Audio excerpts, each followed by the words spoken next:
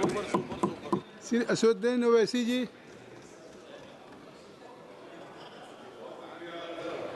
मोहतरम चेयरमैन साहब, जय भीम। सर यहाँ नहीं रहा है। जय जवाहर। सर बहुत शुक्रिया सर, आपने मुझे एक अहम बिल पर बोलने का मौका दिया।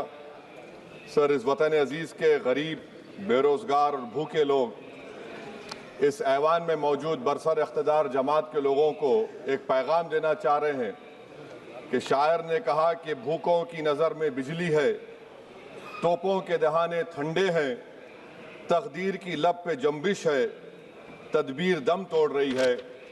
सर, इस तरह का एक क़ानून बनाने की कोशिश की जा रही है जिससे गरीबों को फ़ायदा होता था। आज वो क़ानून जो डिमांड ड्रिवन गारंटी था, इसको हुकूमत बदल कर एक मरकज़ी माविन स्कीम के तौर पर नाफिज करना चाहती है। सर, जब तक किसी पंचायत को नोटिफाई नहीं किया जाएगा, उस पंचायत में काम नहीं होगा। हुकूमत की ये पॉलिसी हमेशा ये रही है कि हर इख्तियार को हासिल करना चाहते हैं और एक डिक्टेटर की तरह वो हुकूमत को चलाना चाहते हैं। सर, आप बताइए, मरकज़ी हुकूमत ये कैसे फैसला करेगी कि एक डिमांड ड्रिवन गारंटी को आप रियासत को बोलेंगे नॉर्मेटिव एलोकेशन कर दिया जाएगा, और अगर कोई रियासत उससे ज़्यादा अखराजात करती है तो फिर उनको उसका बोझ उठाना पड़ेगा। मुतालिबा पर मबनी गारंटी को एक सप्लाई डिमांड प्रोग्राम पर तब्दील किया जा रहा है। सर, साल में 60 दिन ब्लैकआउट होगा, किसी को काम नहीं मिलेगा। इस ब्लैकआउट के 60 दिन के ब्लैकआउट से ख़वातीन को और जिनके पास ज़मीन नहीं है, लैंडलेस लोगों को बहुत बड़ा नुकसान होगा। ये क़ानून अगर बनेगा तो ज़मींदार खुशियाँ मनाएंगे और गरीब उस ज़मींदार के रहमो करम पर रहेगा।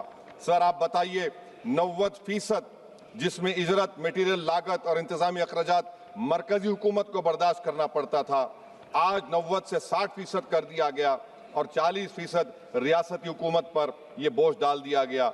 मकसद एक ही है कि उस कानून को कत्ल कर दिया जाए, ख़त्म कर दिया जाए। कौन सी ऐसी भारत में रियासत है जिसके पास पैसे है, बताइए आप। मार्च के महीने में हर रियासत अपना बजट बनाएगी, कौन सी रियासत के पास पैसा है?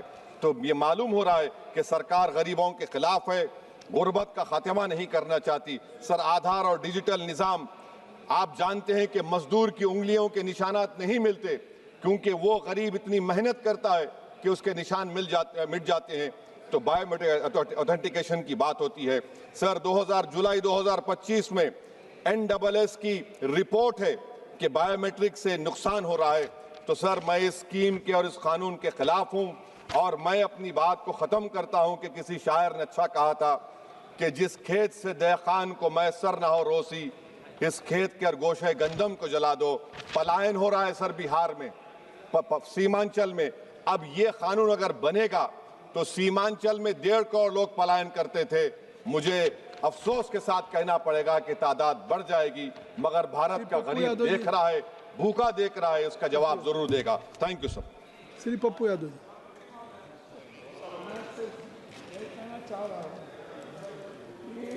ये जो बिल है, ये मैक सर, माइक दीजिए। आप ये जो बोलिए। बिल है, ये बिल माइक ऑटोमेटिक है, इसको माइक आ खत्म नहीं जाएगा। किया गया, इसकी हत्या कर दी गई। आप चिंता